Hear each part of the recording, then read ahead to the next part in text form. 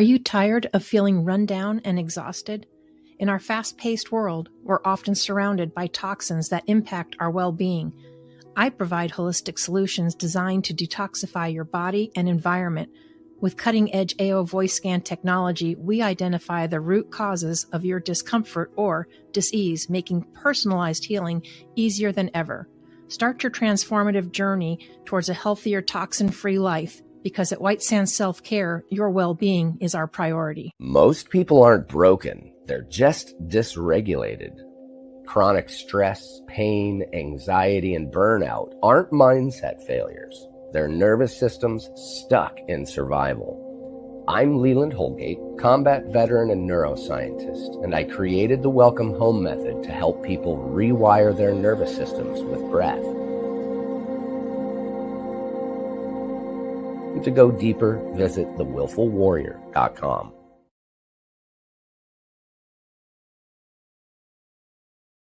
Chris Cianciulli has spent his career understanding what drives people and creating systems that help them achieve it. With a background in exercise science, he has trained professional athletes, executives, and music industry celebrities, owned a gym and 2 personal training studios, founded a networking organization, and authored 3 books.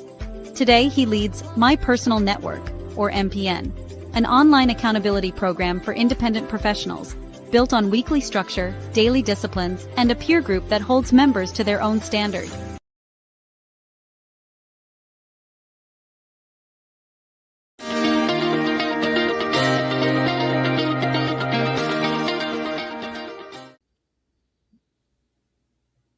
Well, welcome everybody back to another Mindful Monday. And today's guest is someone who truly lives what he teaches. Chris Cianciulli has built an extraordinary career helping people recognize that they already possess the answers they're searching for. They simply need the right structure, accountability, and consistent action to unlock their full potential. Chris is a leadership expert, entrepreneur, author and founder of My Personal Network, or MPN, a powerful accountability community that I am proud to be a part of, and through that network builder program that he has designed for us. So through MPN, Chris has helped countless professionals stop leaving success to chance and start creating results with intention.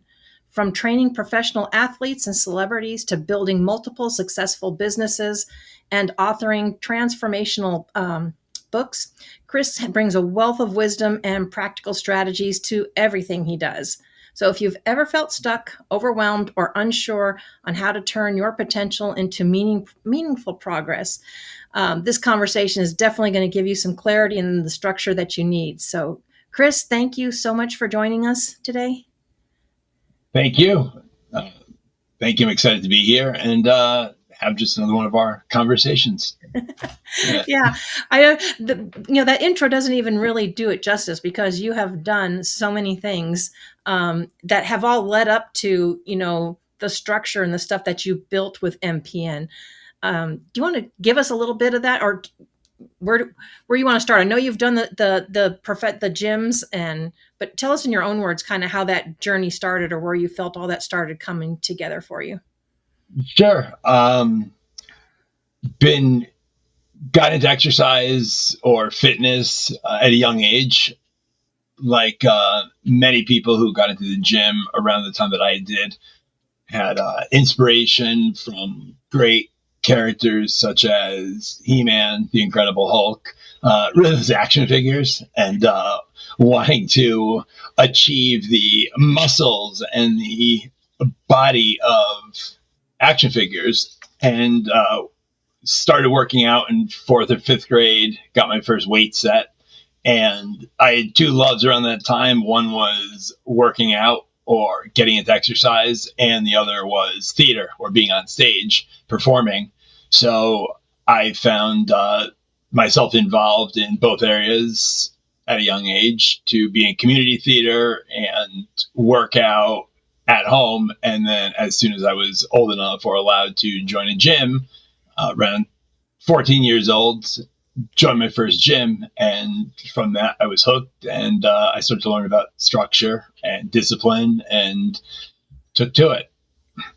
Wow, that's incredible. So, and I didn't realize that it started really as early as 4 and 5 that you had that. That's pretty incredible.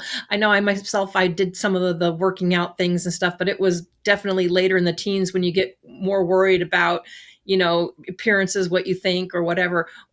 Was there another reason, or I mean, what drove you to be in the gym and stuff so much? Uh, well, I was at a young age, I knew I was never going to be tall because growth, the greatest challenge for me was to grow vertically. Hmm. So, and I was a skinny kid, fast metabolism. So, working out was something that I really liked the way it made me feel. Just it built confidence from an early age. And you said 4 or 5, fourth or fifth grade, not 4 or 5. Oh, sorry. I was just well, probably lifting items around the house at that age. But uh, the professional wrestling phase, or WWF at the time, uh, I liked the exercise aspect of seeing how many push-ups I could do and hitting it. So I was very goal-oriented at a young age. Was never good in school. Education was something that I knew was important because I was said I had to get good grades from my parents, and teachers expected something from students, in which I didn't get the best grades, learned along the way that I had multiple learning disabilities. So to me, the gym was something that I was good at, or working out was something that I was in competition with myself. So I didn't feel compared to someone else. It was kind of like a secret. Like, I didn't tell people that I was lifting weights. It was something I did because it made me feel good. It helped build my self-esteem, but wasn't something that I was doing socially, like at a gym. Yeah. And I know a lot of people struggle with overcoming things like that. If you're, whether it's dyslexia, or sometimes people don't learn well just because they're bored, and maybe sometimes people can't, figure it out. So I know that's kind of a challenge and probably tough to hide sometimes. But so how did working out, because you eventually owned your own gym. I mean, how did that progress to go from working out to wind up owning your own gym? So the progression went a little something like this. Got involved in theater and performing. Love to be on stage. Love to get a crowd to laugh. Um, Love to take on characters. Love to be funny, because what I couldn't do in school academically, I learned at an early age I could be entertaining. So by making other students laugh, or um, even the teachers to laugh, I felt that okay, I'm good at this. So I would hide a lot of what I didn't know with humor, which eventually some teachers caught up to me or called my bluff. Uh, but that whole learning how to perform, or seeing myself as a performer, got me involved in school plays, community plays. And around the time of high school, when looking at where I wanted to pursue or what I wanted to pursue, many guidance counselors say there's a college for everyone. My guidance counselor said, typically there is, but for me, there weren't as many options because I wasn't working with a transcript that had grades that somewhat. When I took my SATs, I remember saying to my friend who asked, how'd you do? And when I gave him my score, he said, what part? And that's not a good sign. I said, no, that was combined. So it was a 640. I still remember I got a 640. So I had to retake them. No colleges were saying that's who we want to represent us. So didn't have many options, but found out that by going to a theater program, I would be auditioning. So they were taking into account not just your academic transcripts, but also how are you as an actor. So I portrayed a student with good grades at the auditions, got into a couple of schools, and the one I ended up going to for a theater program, from the time that I had accepted I actually was able to even get a scholarship for the theater program. So for my parents to hear that, I was so proud to say, guess what? Saving you some money with a scholarship. That in that time of accepting that scholarship, committing to the school I was going to, I competed in my first bodybuilding competition. and I won that. It was Mr. Teen Connecticut. So to win something at that age, in those formative years, at 18 years old, and say, wow, I'm not just good at making people laugh, but I'm good at whatever competitive bodybuilding is. And my friend at the time said, I think that fitness is a bigger thing to you than you realize. And I said, no, I've always wanted to be an actor. Fitness is something I do for fun. And sure enough, after a year of college, I ended up realizing I was interested in pursuing fitness. I went to a chiropractor because of an injury. And I've been told from multiple doctors that it was everything from calcium deposits in my elbow to different elbow traumas.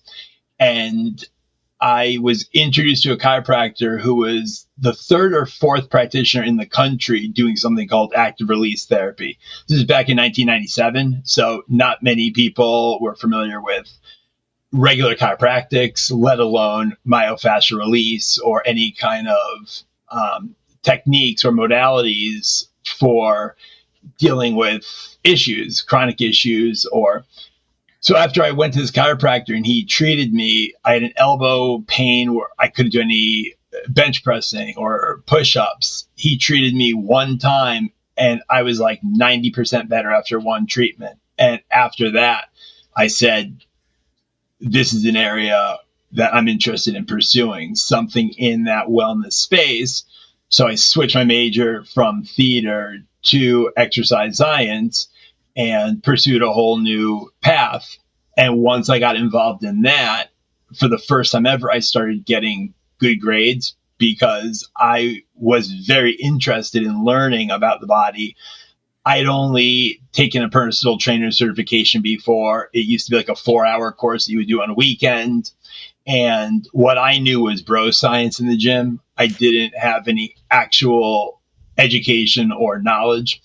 So to be in a setting where I was learning about the human body with anatomy and physiology and kinesiology, it was so intriguing because I was interested in it, but it was stuff I had no idea because that's not what was in muscle magazines back then. It wasn't in science. So as I started to learn that, I started to do better in school. As I did better in school, my parents were proud that I was finally getting grades that looked like I was exerting some effort or had some kind of mastery of the topic. And once I graduated, I got into graduate school, which I never in a million years would have thought that would have happened.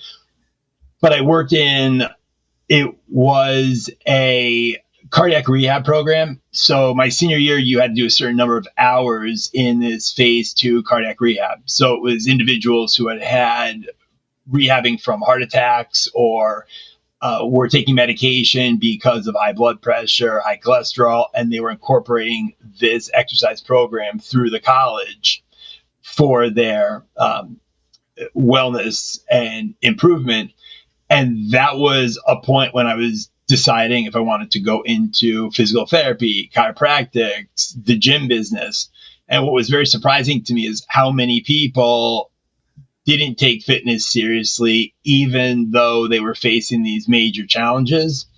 And I realized I didn't want to work with a sick population just because you're limited to what you can do with those individuals. I had also at that time in college started working with the New York Islanders because they came to my college for their exercise testing. So to see NHL professional athletes and how they performed, my interest shifted from working with those who were sick to working with athletes who are performing at just such an incredible level that I'd never even seen before. So that kind of pulled me away and made me say, I want to open some kind of sports training facility or where we can work with athletes. So I then pursued opening a gym that was specifically around that area. It was in a large sports complex with batting cages and basketball. So I had the fitness center within, and it was working with those athletes at that time that I just said, now I'm loving life. That's when I was just like in a zone, working with athletes, improving their strength. And yeah, that was the first gym. See, it's to me what you were all just described is really wonderful because sometimes we get so stuck that this is what I need to do or this is what I have to do or I'm supposed to do, right? And you just keep going at it and going at it. But instead, as things came up, you pivoted and you adjusted and you just keep tweaking to kind of find out what your niche was really going to be instead of just saying, well, this is where I'm at, this is what I'm, and I haven't finished this yet. So I definitely admire you for, doing that and pivoting.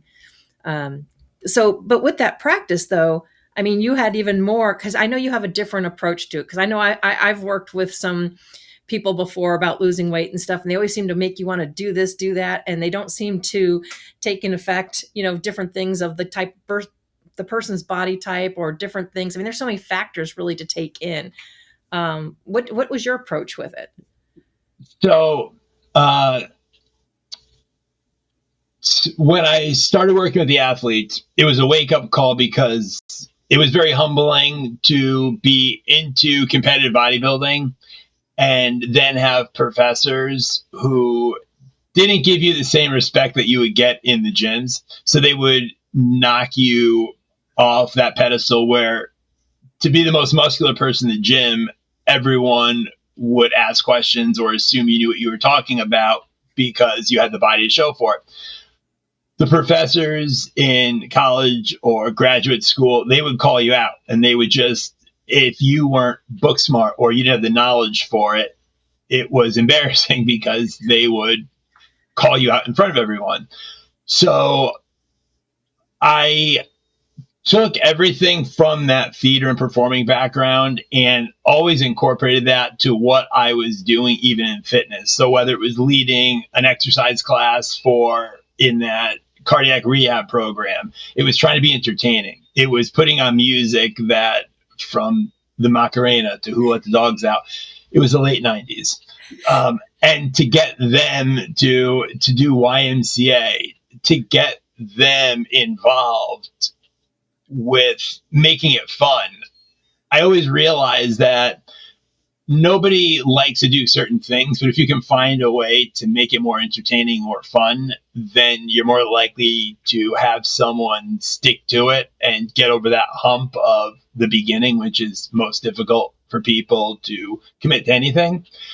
So when it came to fitness, my approach was always, how can I make it fun for the people I'm working with? How can I make it a challenge for people I'm working with?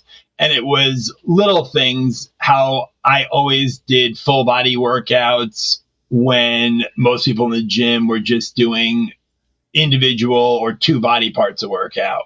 I was incorporating cardiovascular or aerobic anaerobic work at the same time instead of breaking it down to where you do your cardio and your weight training.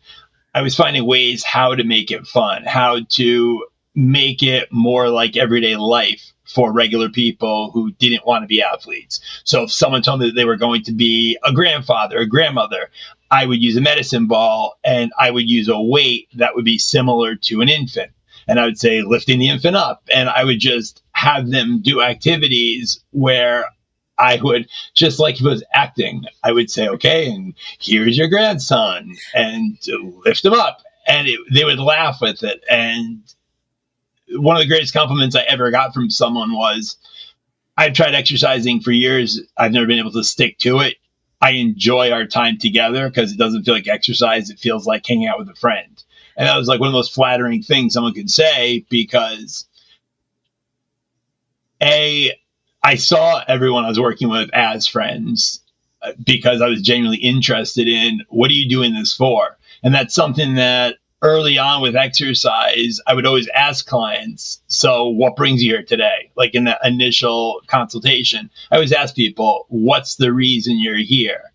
And it always was someone had something coming up, something important, a trip, a wedding, trip, vacation, same thing, an occasion, or I saw a picture of myself and I couldn't believe what I looked like. There was always something that was a driving factor. And what I found is when it was something like having a grandchild or like a life event, they really committed to making those improvements because they had decided that they wanted to live for something, and chocolate chip cookies didn't take precedent over their grandchild. So they were going to be more consistent with the exercise. So I always just kind of ask people, what are you doing it for? Instead of just, let's focus on that specific, the scale, and obsess about weight. It was, what are you doing it for? And then we would put steps in place to reach that ultimate goal. Yeah, you made it personal. And just hearing these stories, me personally, of course, because since I belong to MPN, I know how, I can see now even more how these carry over into the network that you've built, and we will most definitely get there. But yeah, I love how that when you make it personal, you make it fun. Everything's always better to do when it's fun, right? Who wants to be told you have to do this, you have to do that, and it's like, okay, I get to. It's also a mindset shift. If you can say I get to do something instead of I have to do it, you can, get into mindset with that and everything. I know you still work out regularly, correct? Yeah. Of course, it's changed very Well, much from. it's changed, but I mean, you still work out, but you're not physically, you don't do physical training with people anymore. Correct. I'm not training people anymore. So my clientele evolved from the time that when I had my first gym, I was focused on athletes. And that really was, at that time, I enjoyed it because I wanted to work with those high performance athletes who were doing things or operating at a level that a regular person couldn't. Except when you look at what's the likelihood of building entire clientele around all those people. Plus, when working with professionals, it's very different because you're under contract. You've got to get clearance from the organization because these multi-million-dollar investments aren't just allowed to go to a gym and lift whatever amount of weight you're going to put onto a bar. So I would have to speak to someone from the strength department. And this is early 2000s when a lot of this was new to organizations, where their athletic trainers who would do rehab for injuries were also doing the strength programs. This is before they were bringing strength teams in to work with their players. So there's a lot of limitations to what you could do with people. So I started working with regular, everyday people in a gym that I had a personal training company within another gym. And I had injured myself bench pressing and tore my pec muscle to where I was going to be in a sling for 6 weeks. Couldn't work out. Absolutely depressed the heck out of me because working out did so much for me, not just physically, but mentally, for setting those goals, and to not be able to work out my upper body. I tried working like my right arm and doing what I could like with lower body, but not the same. And even training clients, it was going to be difficult. So what I did is I dedicated my time to creating a program called the 8-week body transformation. And I looked for a male and female who I was going to volunteer to train for an 8-week program. And they were going to follow what I outlined for a meal plan. And they had to train with me 3 times a week. And I looked for volunteers by putting a sign up over my office in the men and women's room and at the front desk. And I probably like between 16 and 25 people volunteer that said that they would follow it. So I gave a discount to everyone besides the male and female who I chose. And over those 8 weeks, to see the transformation, and it's not like I was doing anything. It wasn't what I was doing. It's the commitment they were making. It was just giving them a framework to follow. Even the meal plan wasn't anything particular. It was lowering your carbohydrate intake from what you're doing, increasing your protein content, eliminating any sugary drinks or soda. And just by doing that, these people had incredible changes that really I was so impressed with. So every week they would check in, we would take their measurements, do their body fat, check their weight. And the agreement was I gave them a huge discount if I could post their pictures in my office window every week. And it was great for business because as people in the gym saw, wait a second, these results are possible. I'm watching people go through this right now. They started cheering on people who were my clients in the gym. So they would ask, oh, what are you down this week? Once I saw that interest, how people started rooting for others, I realized that there was something there. And that kind of led to my next chapter, which was then working with celebrities, because one of the people who was part of that program, what became a buddy of mine, this guy named Gavin. And after he had lost a bunch of weight, toned up, he said, I'm curious if you also do in-home training. And I said, not typically. And he said, I wanted to see if I could hire you to come to my house. I said, how far do you live from here?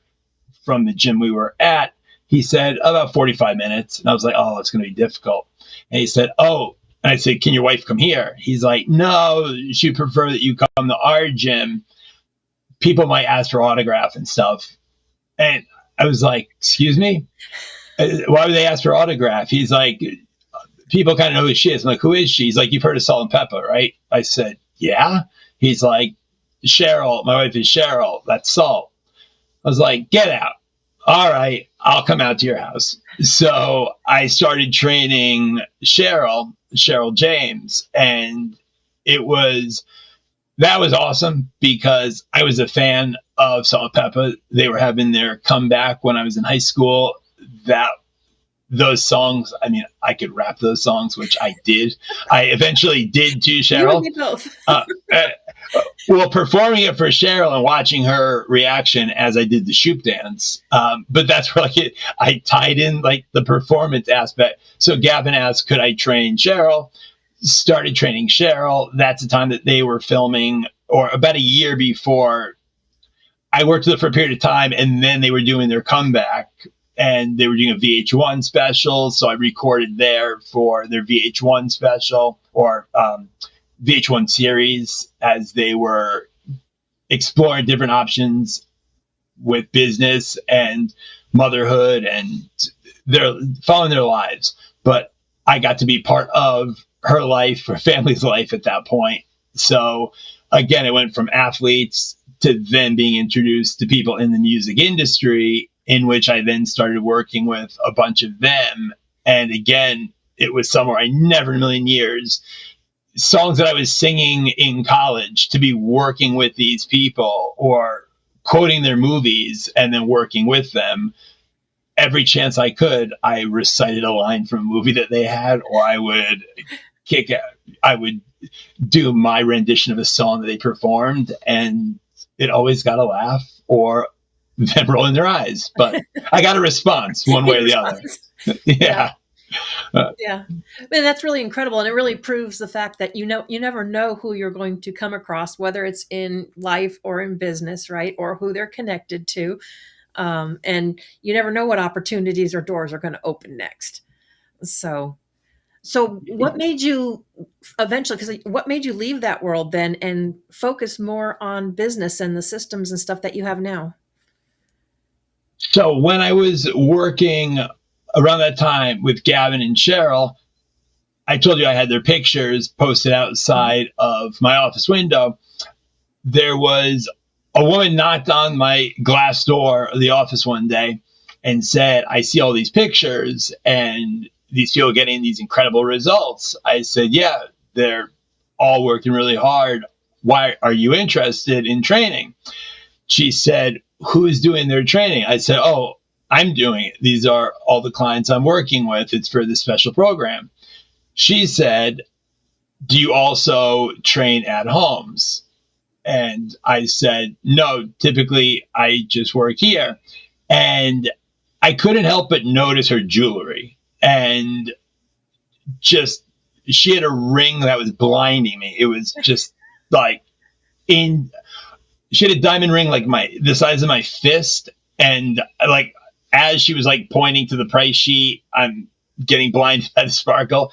We start talking, And her name was Juanita Bynum.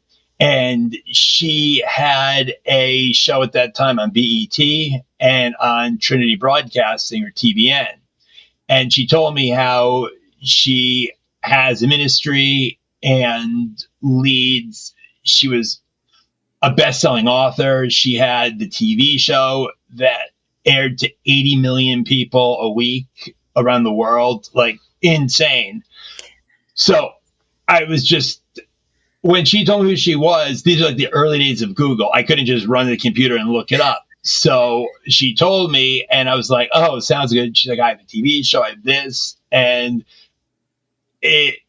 she wasn't saying it bragging like all these things. I just said, why can't you get to the gym? And she's like, well, I travel a lot. I said, well, I have a lot of clients that travel. Like everything I was saying, she was saying back.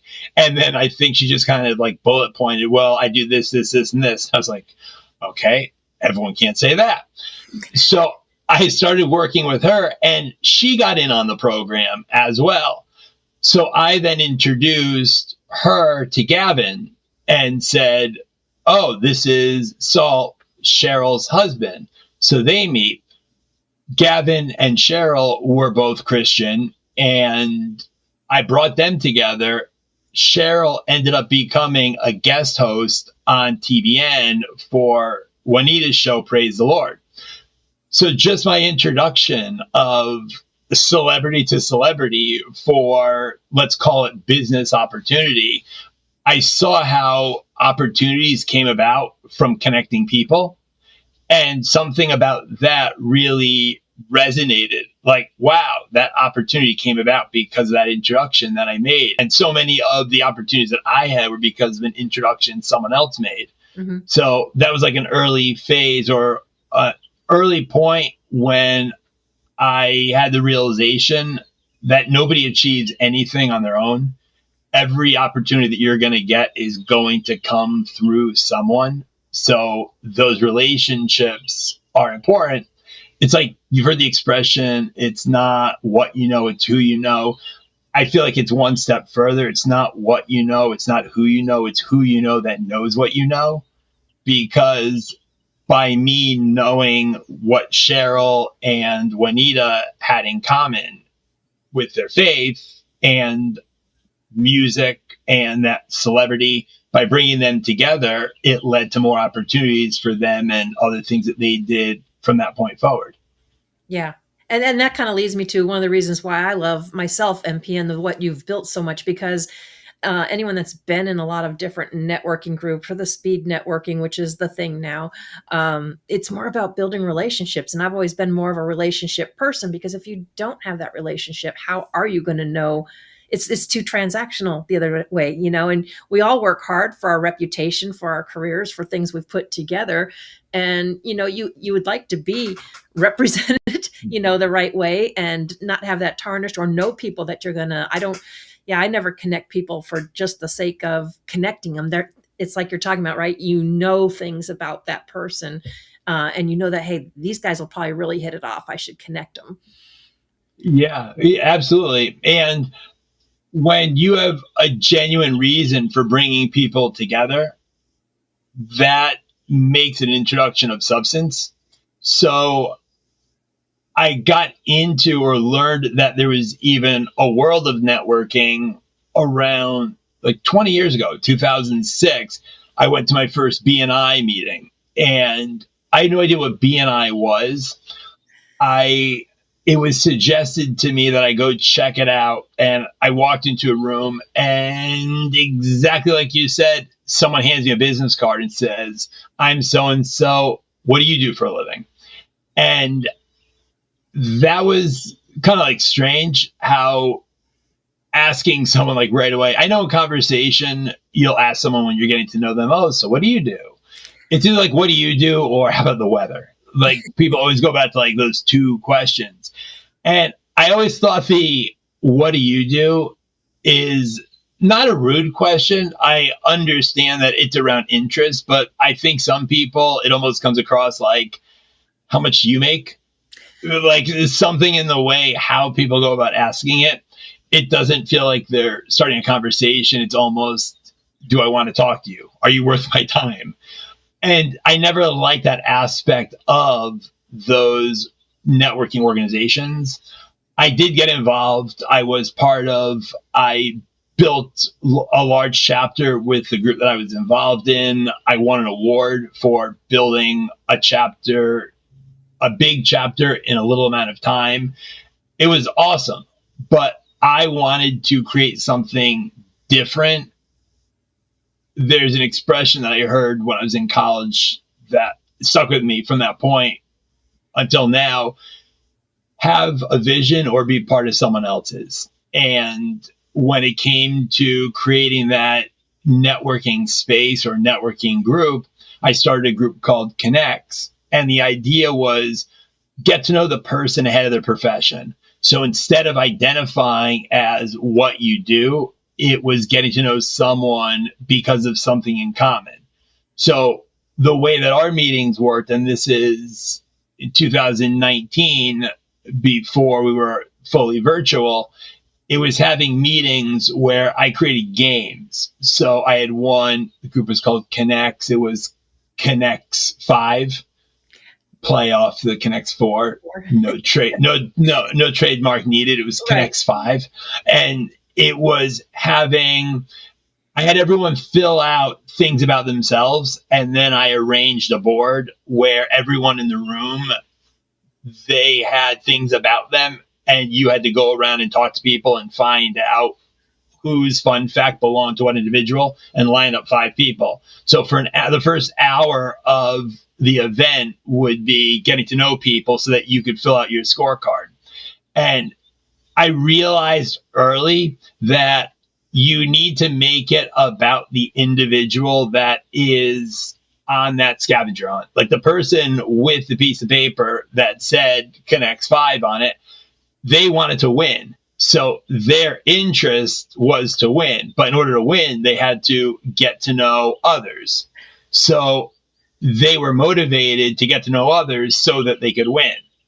But that early realization is the thing people like to talk about the most at networking events is themselves.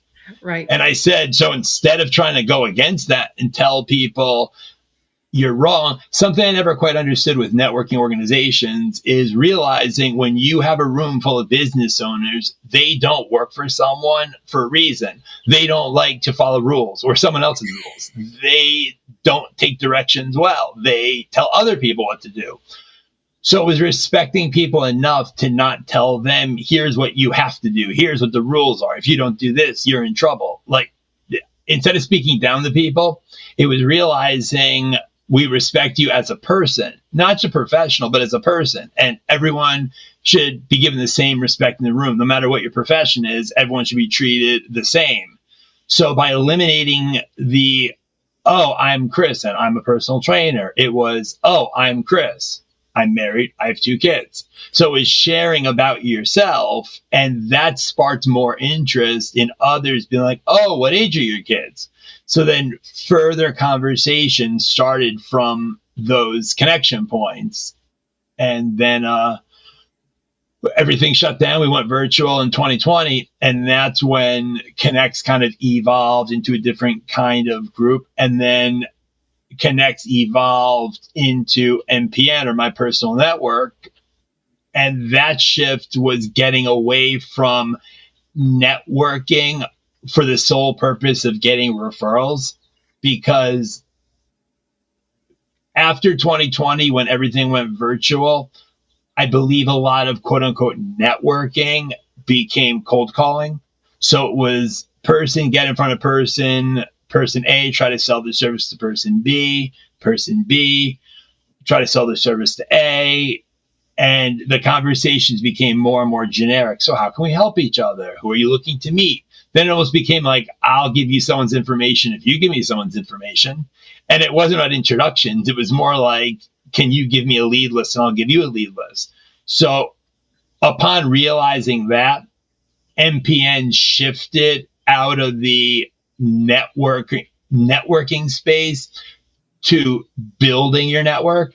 And I define it as networking is like flirting. A network is like a relationship, because networking is Who are you? What do you do?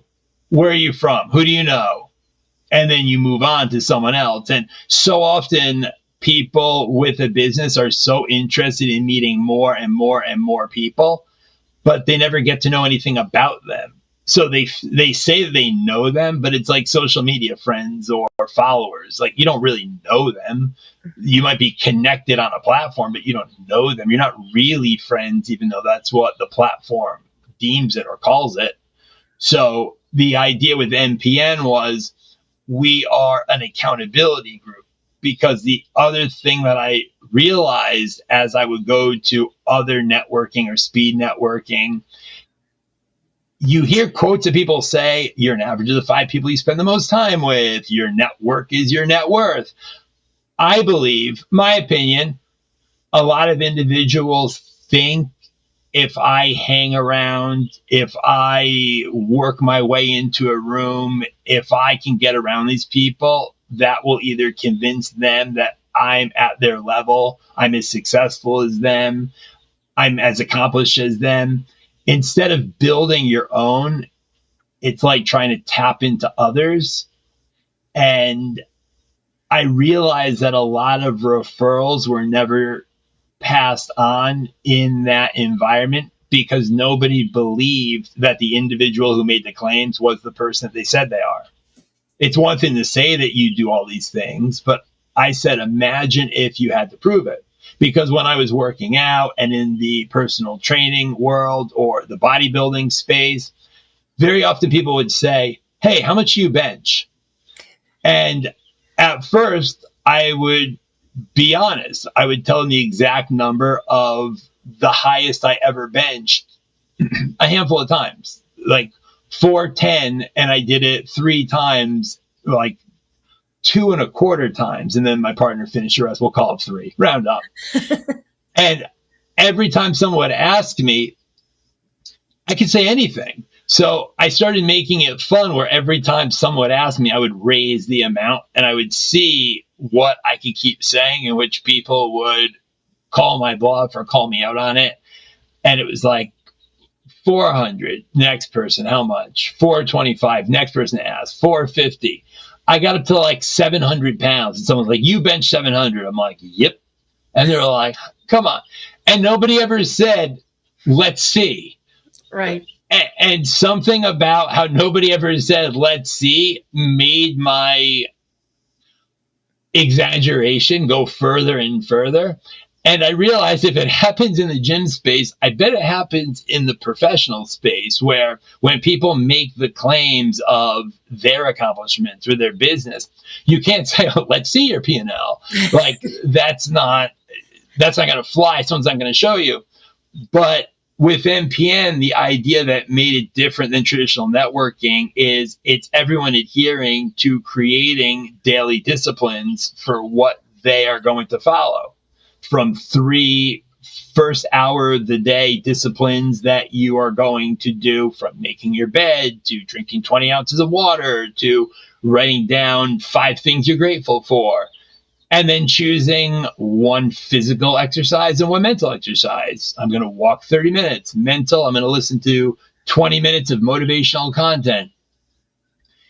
If people alongside you are doing these same things and checking them off a list, and everyone in the group is privy to a list that shows who completed everything they said they were going to and who didn't, it changed the dynamic of, first of all, it established credibility that the person who says that they're going to do something will do it. And in that process, not everyone is perfect all the time, but it starts to form relationships, because as members say, oh, which one are you having trouble with? Why don't I'm having trouble. I'm just forgetting to enter it. Why don't I text you a reminder? The friendships started developing by working on this together. Same if you've ever played on a sport, if you've ever been in a theatrical production, been in a band with someone. Whenever you're working on something with others, that's what strengthens the bond. The going through the challenges, the difficult times, that's what strengthens bonds and relationships. So Kind of by like the people with the pictures, right? In the pictures in the gym, people were saying that, like you said, they started cheering them yep, on and saying, "Oh, hey, what are you down to now?" And because they were seeing the progress, and all of a sudden they had a whole accountability, a whole cheering section that they didn't even know they were going to have. great observation. Yeah, and to see people all start becoming friends because they were struggling together. Same thing with NPN. So once people started doing the daily disciplines themselves, you'd start to see people's confidence go up. The same as when I started working out. When I got into working out joined my first gym at 14. Once I got my license at 16, I would go to the gym every morning before school. And I loved early morning workouts. There was something about being up when I knew everyone else in high school was still sleeping. It made me feel like empowered. Like I'm dedicating myself to do this early where most are getting an extra hour of sleep. I'm getting my workout in. And because I didn't want to risk seeing someone who I knew, because it was kind of like my own personal, my own, it helped me build confidence where I didn't want to risk being teased or someone seeing it and making fun of it. So I went to a gym that was 20, 25 minutes away from where I lived. So I would get up at 4:30 in the morning. I would drive a half hour away, and a friend of mine who one morning in biology, I yawned. This is sophomore year. I yawned, and the person sitting next to me said, "Late night?" And I was like, "No, early morning." And he was like, "Oh, couldn't sleep?" And this is just like, I'd never talked to the person. It was maybe creepy, but we end up just having a conversation. I said, "No, I go to the gym before school." And he was a heavier set guy. And he said, "Oh, wow, you go to the gym before school?" I said, "Yeah." And he's like, "Wow, I've wanted to go to the gym. I need to lose weight for football." Like he said, for football. He did play football, but I think he wanted to lose weight. But he took a second, and maybe he thought I was going to make fun of him. I don't know. But he said, "Could I go with you?" And I said, "You're going to get up at 4:30 to go." And he's like, "Absolutely." Now, that person next to me, we hadn't spoke before, but I knew he had better grades than me, because when we would get tests back, he would always have an A and I would always have a D, or maybe a C, depending on who I was sitting next to. Maybe I could get a C. And this guy's name, Jason, he asked if he could come to the gym with me. And I said, "Could you help me with biology?"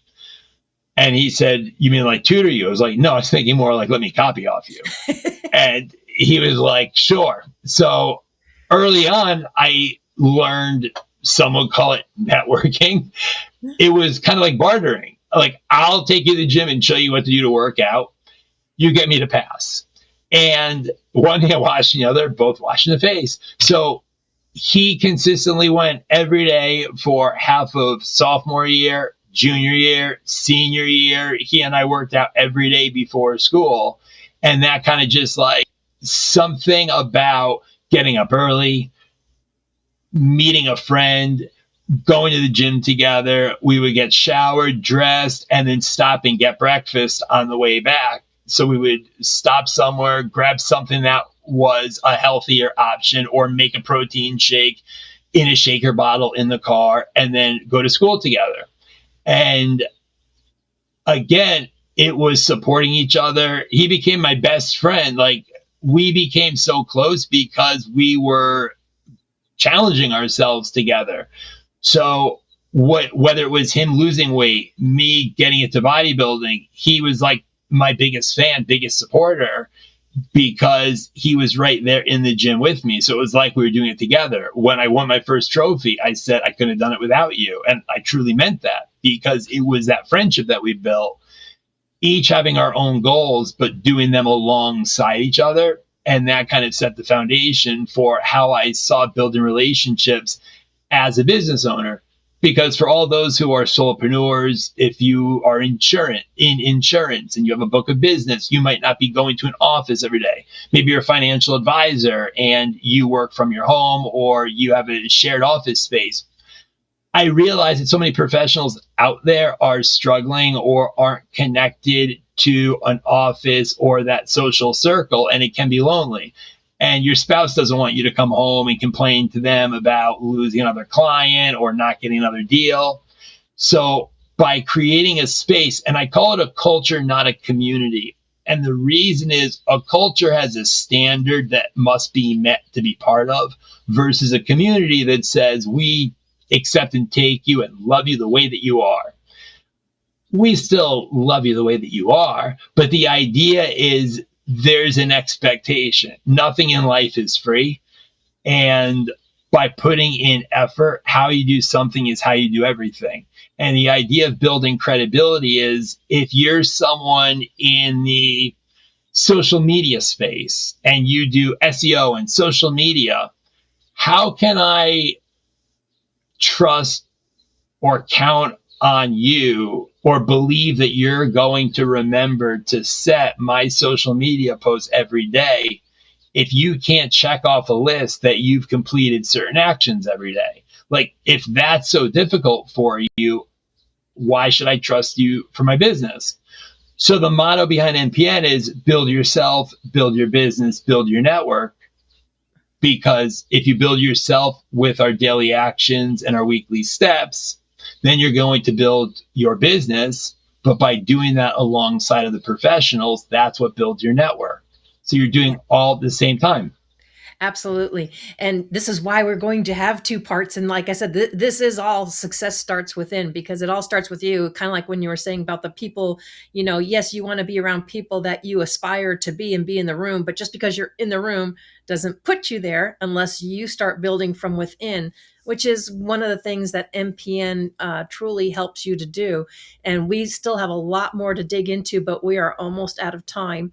And, the reason we wanted to do this is because you had so many valuable, and you still have so many valuable lessons, and they've all accumulated to building NPN. They've all been a part of it. See, you were talking about your friend with the gym and working out and having that trade. I call it collaboration nowadays, right?